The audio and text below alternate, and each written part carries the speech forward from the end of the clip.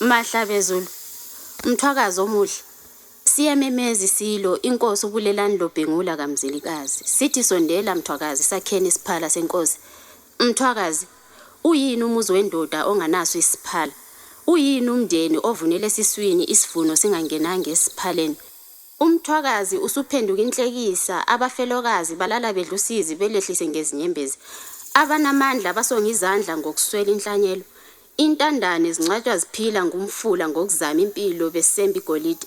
Ngakho ke sithi silo, izuka lakho libalulekile futhi liyowenza umahluko. $20 nje amarandi ngenyanga uphosele ku-ATM. Wonke umthwakazi ongaphezulu kwe-12 siyaqhuquzela akangasali kule nqola ze angasisoli ngakusasa. Nabakwamanye amazwe bangenza i-EFT. Ungasali Mthwakazi, sondela uphose itshe esivivaneni. Imininingwano isenzansi. Yithina Mthwakazi esiyozitakula kulolu tako akekho omunye. Vuka Mthwakazi, akubabuyisi abaphambili ngumbuyisi. Ubumnyama besigodlo sokukhanya bugidagida emkantshweni yemicabango ngizinze esizibeni semicabango. Ngiye ngaboleka amaqaphelo abanzi ngalunguza impilo ngaphambili ngasibona isiphala senkosi.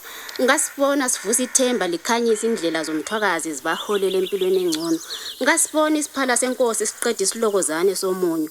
Wena wesilo siqoqele njalo emagcekeni obabamkhulu. Kuthembi ndiweni itholela benguni. Ngiphume esigodini kwesembalabala isigodi.